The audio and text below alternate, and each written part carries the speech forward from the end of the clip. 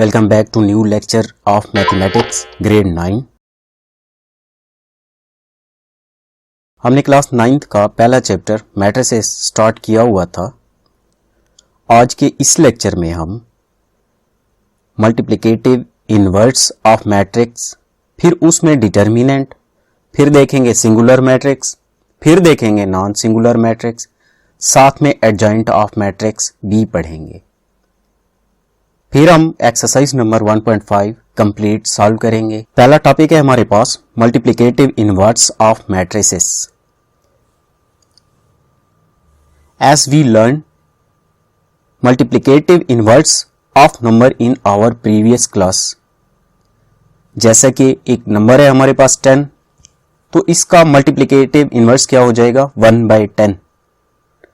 जब हमारे पास कोई नंबर या डिजिट होता है और हम उसका मल्टीप्लिकेटिव इनवर्स लेते हैं तो वही नंबर या वही डिजिट को 1 ओवर कर देते हैं।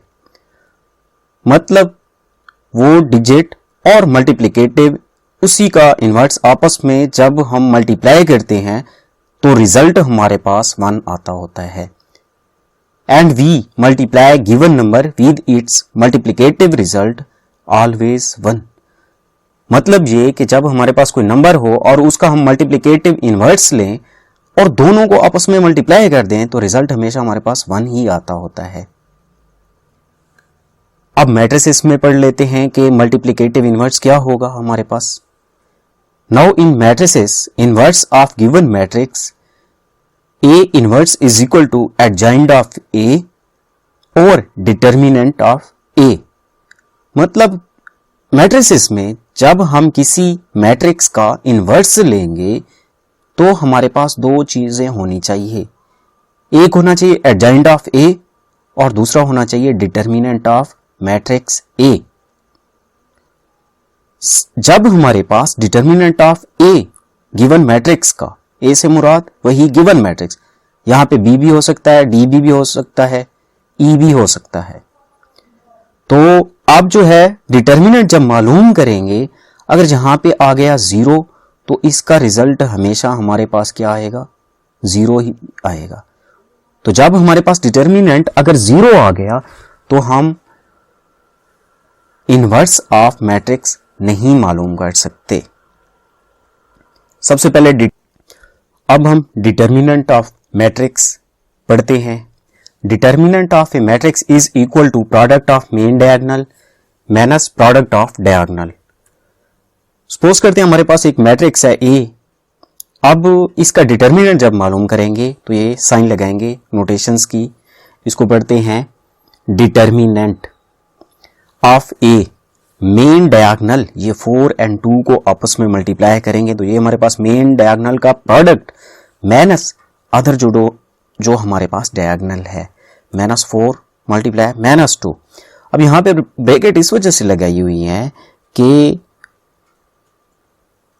साइन डबल आ रही है, ये माइनस है फिर माइनस आ गई, इस वजह से ब्रैकेट लगा लिया है। यहां पे मल्टीप्लाई है फिर माइनस की साइन आ गई है, इस वजह से ब्रैकेट लगा लिया है। इन दोनों को जब मल्टीप्लाई करेंगे तो 8 - 8 हमारे पास रिजल्ट आ जाएगा 0। अब जब हम किसी भी मैट्रिक्स का डिटर्मिनेंट मालूम करें और वो आ जाए हमारे पास 0, इफ डिटर्मिनेंट इज 0 तो ये हमारे पास होगा matrix is singular and we can not find inverts of given matrix. जब हमारे पास डिटर्मिनेंट 0 आ जाए तो उसको कहेंगे सिंगुलर मैट्रिक्स। मतलब ए जो मैट्रिक्स है हमारे पास सिंगुलर मैट्रिक्स है और इसका हम इनवर्स मालूम नहीं कर सकते।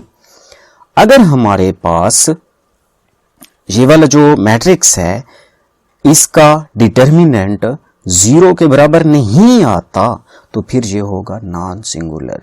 अब इसका जो है इनवर्स क्यों नहीं मालूम कर सकते जब हमारे पास 0 आ जाएगा, तो क्योंकि यहाँ पे हमारे पास ए का डिटर्मिनेंट जहाँ पे 0 आ जाएगा, ऊपर जो भी हो, अब इसके ऊपर 0 जब डिवाइड करेंगे तो क्या रिजल्ट आएगा हमारे पास। इस वजह से डिटर्मिनेंट सबसे पहले मालूम करना है। अगर 0 आ गया तो आगे सॉल्व नहीं होगा हमारा question.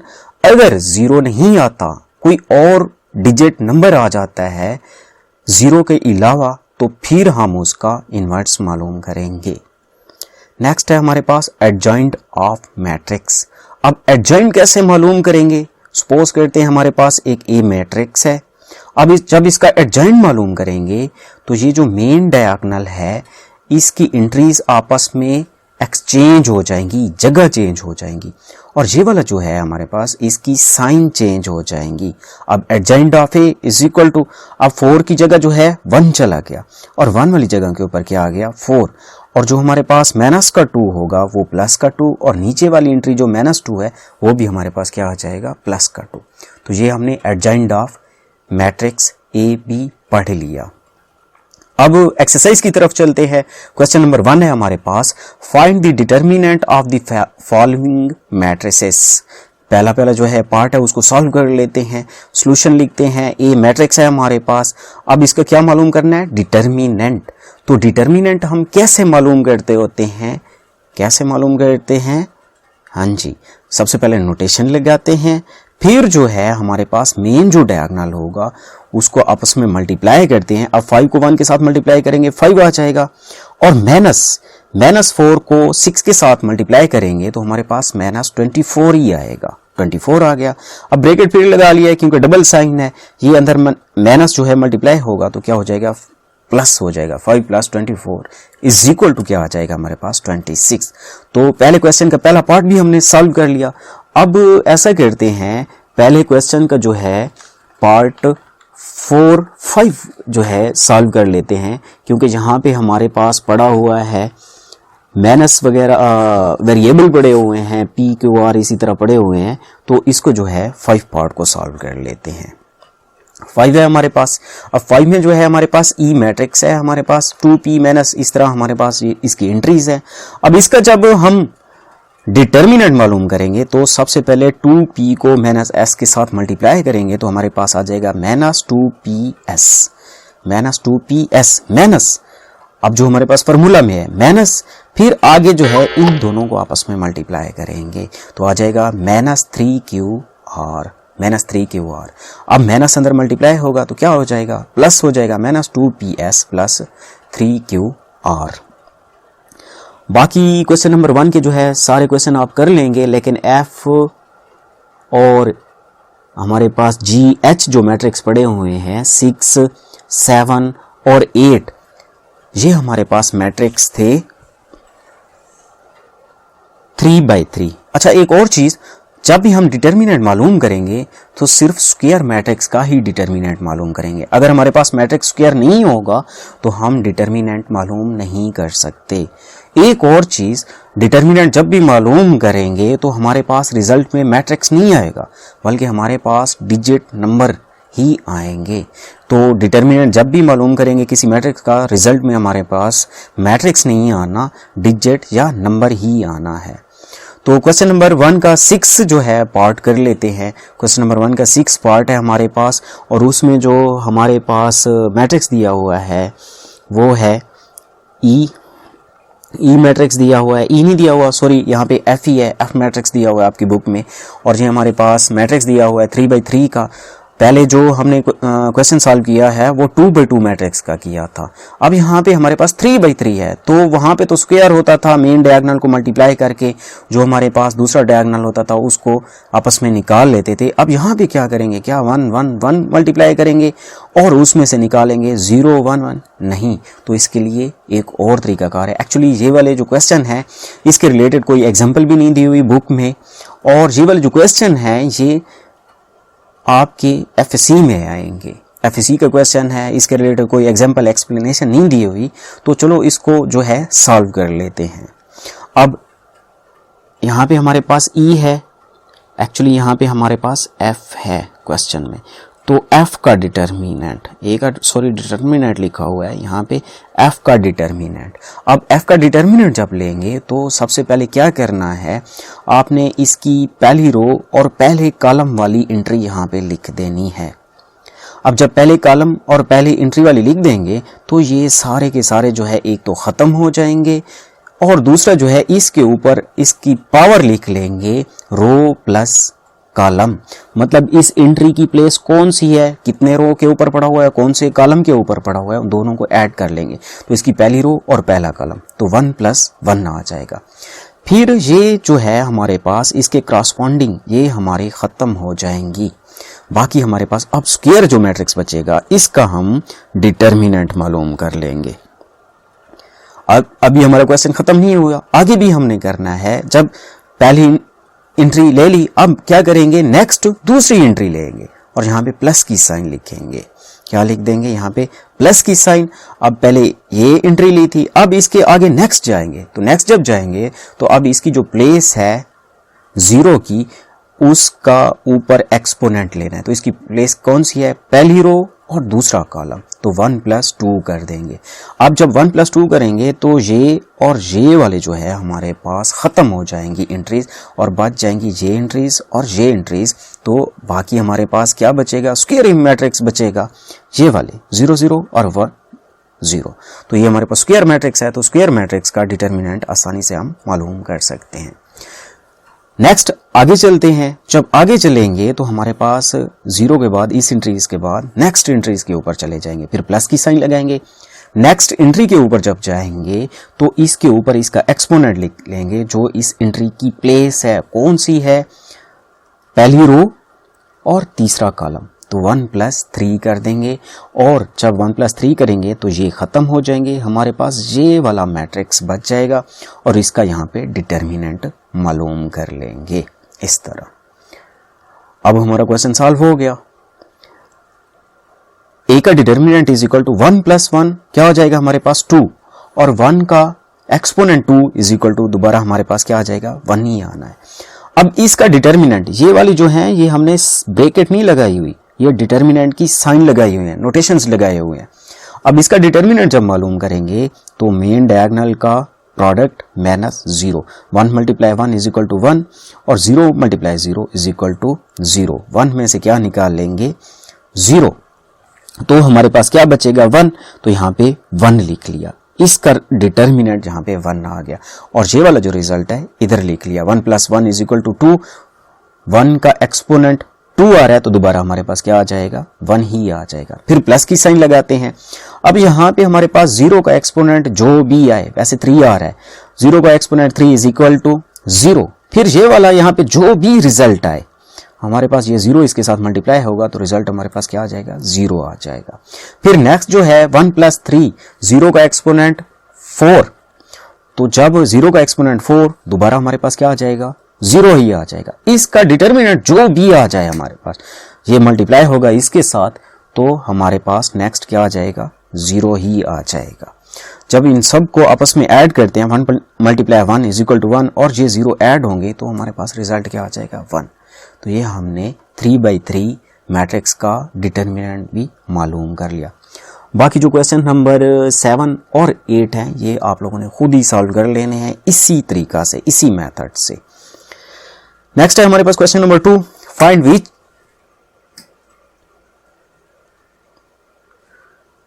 Which are the matrices are singular and non singular.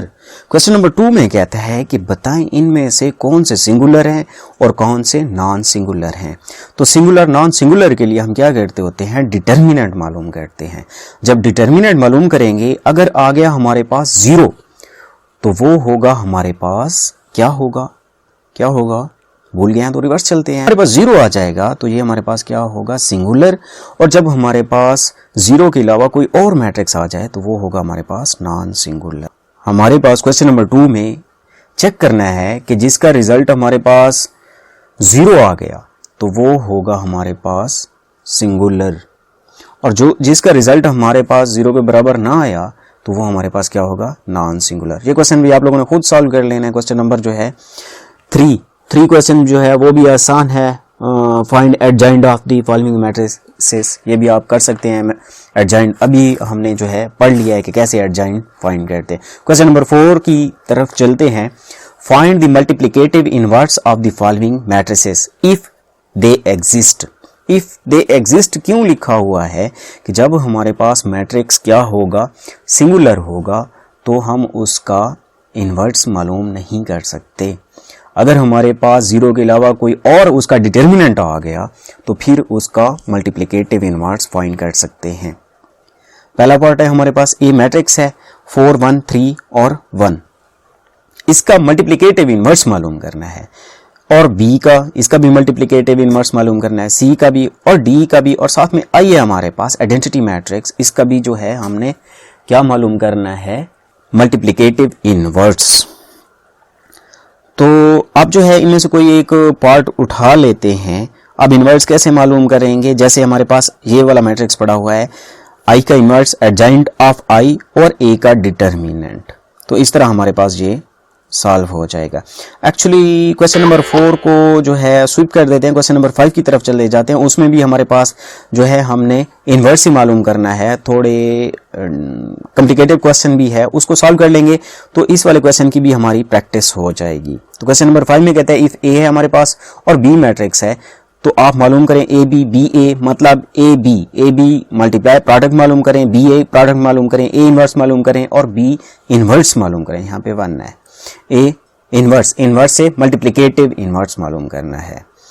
तो और फिर कहता है then show that A B whole inverse is equal to B inverse A inverse, इन दोनों को मल्टीप्लाई कर दें। क्या हमारे पास ये वाले क्या ये आ सकते हैं कि नहीं, तो अगर हम इसको सॉल्व कर लें तो हमारी प्रैक्टिस जो है प्रोडक्ट की भी हो जाएगी, ए बी जब मालूम करेंगे, साथ में ए इनवर्स की भी प्रैक्टिस हो जाएगी, बी इनवर्स की भी प्रैक्टिस हो जाएगी, और साथ में जो है हम बी ए के प्रोडक्ट की जो है वो भी हमारी प्रैक्टिस हो जाएगी। तो यही वाला पार्ट उठा लेते हैं, सॉल्यूशन लिखते हैं, मैट्रिक्स लिखते हैं ए बी शोइंग दैट, ये वाला अब देखें यहाँ पे शो दैट नहीं लिखना, शोइंग, क्योंकि हम सॉल्व कर रहे हैं, क्वेश्चन टाइप वर्ड नहीं लिखने हैं यहाँ पे। Showing that A B inverse is equal to B inverse A inverse, तो लेफ्ट हैंड साइड ले लेते हैं, लेफ्ट हैंड साइड है हमारे पास ए बी इनवर्स। अब ए की जगह ए मैट्रिक्स लिख लिया और बी की जगह बी मैट्रिक्स लिख लिया, होल इनवर्स है तो हमने होल इनवर्स लिख लिया। सबसे पहले इनको आपस में मल्टीप्लाई करेंगे, मल्टीप्लिकेशन की प्रैक्टिस हमने की हुई है कि इनको आपस में मल्टीप्लाई कैसे करते हैं, तो मल्टीप्लाई कर दिया, मल्टीप्लाई के बाद ऊपर जो है इनवर्स लिखा हुआ है, इनवर्स लिख दिया। अब जो है इसका क्या मालूम करना है, इनवर्स, मल्टीप्लाई कर दिया दोनों को, प्रोडक्ट क्योंकि प्रोडक्ट थे मल्टीप्लाई कर दिया। अब इसका जो है इनवर्स जब मालूम करते हैं तो सबसे पहले इसका चेक करते हैं क्या डिटर्मिनेंट 0 के बराबर तो नहीं आता, अगर 0 के बराबर आता है तो आगे सॉल्व ही नहीं होगा। तो चेक कर लेते हैं, 6 मल्टीप्लाई 2 12 हो जाएगा, और माइनस माइनस प्लस और 8 हो जाएगा, 12 में से 8 जाएगा तो हमारे पास 4 रिजल्ट आता है डिटर्मिनेंट। तो मतलब इसका हम जो है इनवर्स मालूम कर सकते हैं। As we know that A B inverse is equal to adjoint of A B over A का डिटर्मिनेंट। अब जो है हमारे पास 1/4 क्या आ गया, ए का डिटर्मिनेंट, ए का डिटर्मिनेंट 1/4 हमारे पास 6 को 2 के साथ मल्टीप्लाई किया 12 माइनस इन दोनों का प्रोडक्ट हमारे पास प्लस 8 आता है, तो 12 में से 8 जाएगा तो हमारे पास 4 1/4। अब इसकी जगह जो है एडजॉइंट ऑफ ए, अब जब एडजॉइंट ऑफ ए मालूम करेंगे तो इनकी जगह चेंज हो जाएगी, मेन डायगोनल की एंट्रीज आपस में एक्सचेंज हो जाएंगी और इन दोनों की साइन चेंज हो जाएगी, माइनस होगी तो प्लस। ये नहीं है कि इस वाली साइन इसके ऊपर इस वाली साइन इसके ऊपर, नहीं, यहाँ पे प्लस है तो माइनस, माइनस है तो प्लस, यहाँ पे माइनस है तो प्लस, प्लस है तो माइनस, साइन चेंज हो जाएगी, तो यहाँ पे साइन चेंज हो गई। अब ये हमारे पास क्या निकल आया, ए बी का एडजॉइंट। अब हमारे पास जो है 1/4 पड़ा हुआ है, तो हर एंट्री के साथ ये भी प्रैक्टिस हमने की हुई है कि एक जो है रियल नंबर को कैसे मैट्रिक्स के साथ मल्टीप्लाई करते होते हैं, तो मैट्रिक्स के साथ ये मल्टीप्लाई कर दिया सबके साथ। 6/4 इज इक्वल टू क्या आ जाएगा 3/2, 1/4 इसके साथ मल्टीप्लाई होगा तो हमारे पास 1/2 रिजल्ट आ जाएगा। ये इसके साथ मल्टीप्लाई होगा तो 4 और 4 डिवाइड हो जाएंगे तो 1 ही आएगा, यहाँ पे हमारे पास 1/2 आ गया। तो ये हमारे पास एक साइड आ गई। अब ऐसा करते हैं दूसरी साइड लेते हैं, तो दूसरी साइड है हमारे पास बी का इनवर्स माइनस ए का इनवर्स, तो ए वाली जगह बी वाली जगह के ऊपर बी मैट्रिक्स, ए वाली जगह के ऊपर ए मैट्रिक्स और दोनों का इनवर्स। अब सबसे पहले इनका इनवर्स मालूम करना है, तो इनवर्स मालूम कर लेते हैं। इनवर्स उसी तरह ये हमारे पास 3 × 1 क्या आ गया हमारे पास 3 और माइनस माइनस प्लस और 3 में से 1 जाएगा तो हमारे पास क्या आ जाएगा, 2। तो ये 1/2 कैसे आ गया, क्योंकि 1/a determinant multiply adjoint of A हमारे पास फार्मूला होता है। तो इसका जो है अब हमने क्या मालूम कर लिया, एडजॉइंट 1 वाली जगह के ऊपर 3 और 3 वाली जगह के ऊपर 1 लिख लिया, इन दोनों की साइन को चेंज कर दिया। तो इसी तरह इसका भी जो है हमने क्या मालूम कर लिया, इनवर्स, मल्टीप्लिकेटिव इनवर्स। अब इनको मल्टीप्लाई करना है तो हम 1/2 को 1/2 के साथ मल्टीप्लाई कर देते हैं तो 1/4 आ जाएगा, और इनको हमने वो रो और कॉलम वाले मेथड के जरिए मल्टीप्लाई कर देना है। तो हम जब इनको सॉल्व करते हैं तो 1/4, 6, 2, 4 and 2।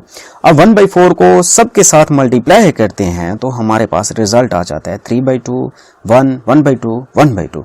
और जब पीछे रिवर्स चलते हैं तो left hand side is equal to right hand side ही आ जाती है। तो hence proved left hand side is equal to right hand side. Question number 5 हमारा कंप्लीट सॉल्व हो गया है। तो नेक्स्ट हमारे पास क्वेश्चन नंबर 6 जो है सेम इसी तरह है, तो उसको आप लोग खुद ही सॉल्व कर लें। अगर कोई मसला इशू आता है तो कमेंट्स बॉक्स में कमेंट्स करें, मैं वो भी क्वेश्चन सॉल्व कर लूँगा। अगर साथ में कोई और क्वेश्चन का इशू भी है तो वो भी सॉल्व कर दूँगा। तो इंशाल्लाह मिलते हैं नेक्स्ट लेक्चर में। आप लोगों से रिक्वेस्ट है कि मेरे चैनल को सब्सक्राइब कर लें और बेल वाले आइकन को प्रेस कर लें कि नए आने वाले वीडियो के जो नोटिफिकेशन है आप लोगों को मिलते रहें।